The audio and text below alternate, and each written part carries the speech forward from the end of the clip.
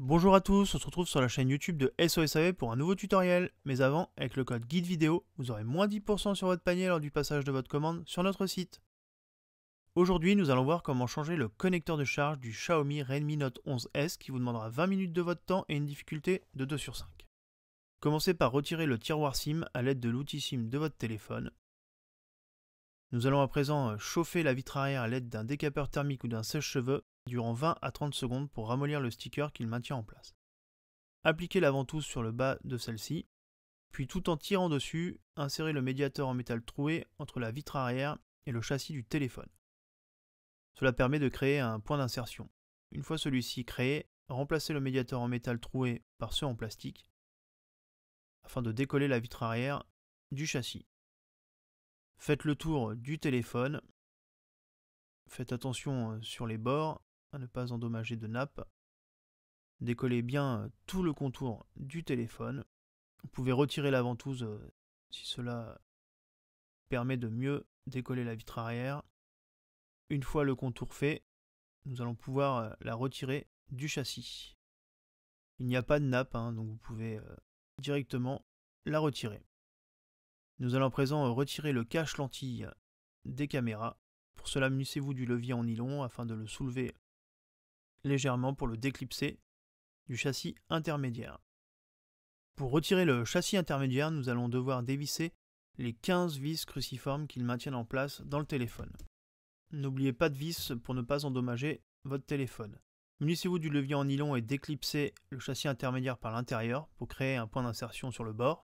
Puis, insérez ce levier sur le bord du téléphone et faites tout le contour de celui-ci pour le déclipser du châssis de l'écran. Faites attention, sur la partie gauche, vous trouverez le bouton Power et celui-ci est encore connecté sur la carte mère. Donc il faut juste basculer le châssis intermédiaire sur la gauche et nous déconnecterons ce bouton par la suite.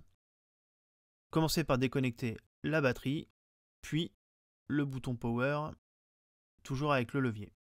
Passons maintenant sur la partie basse du téléphone. Retirez le haut-parleur externe à l'aide de la pincette en métal. Déconnectez la nappe de liaison du connecteur de charge avec le levier en nylon.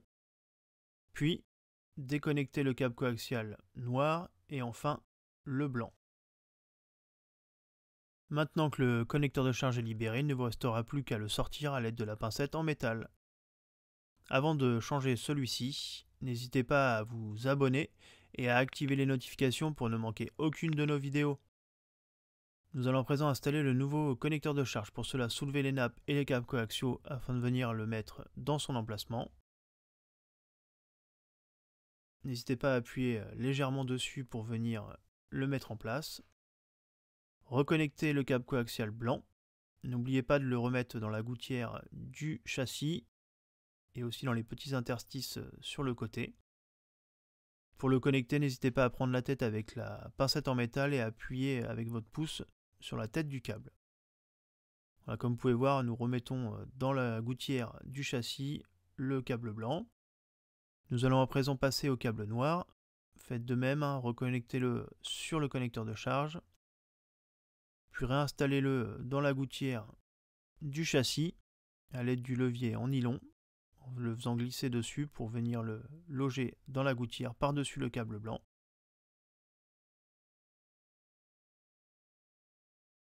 Voilà, n'hésitez pas à commencer par le haut du câble si celui-ci est déjà dans la gouttière, cela facilitera sa mise en place. Une fois que les câbles sont dans leur logement, nous allons à présent reconnecter la nappe de liaison du connecteur de charge sur la carte mère et remettre en place le haut-parleur externe sur le bas. Nous allons remettre le châssis intermédiaire, mais avant, connecter le bouton Power sur la carte mère et reconnecter la nappe de la batterie sur la carte mère aussi. Basculez le châssis intermédiaire sur le bloc écran et venez reclipser le contour de celui-ci. Il faut bien entendre les petits clips au moment où vous appuyez dessus et vérifiez bien que celui-ci est bien mis et qu'il ne dépasse pas. Nous allons à présent faire un test pour voir si le bloc écran fonctionne bien. Voilà, comme vous pouvez voir, le tactile fonctionne. Nous allons donc du coup éteindre le téléphone pour continuer le remontage. Revissez les 15 vis cruciformes qui maintiennent le châssis intermédiaire sur le bloc écran. Reclipsez le cache lentille par-dessus les caméras. Vérifiez bien que les caméras sont bien centrées. Avant de venir appliquer la vitre arrière, nettoyez le châssis intermédiaire de tout résidu de colle ou de sticker. Faites de même pour la vitre arrière pour avoir une surface propre et lisse. Réinsérez le tiroir SIM dans le téléphone. Appliquez un léger filet de colle sur tout le contour du téléphone. N'hésitez pas à en mettre un petit peu plus sur les parties qui sont un peu plus larges, cela permettra à la vitre arrière de mieux adhérer. N'oubliez pas d'en mettre aussi sur le cache lentille, il y avait un sticker de base.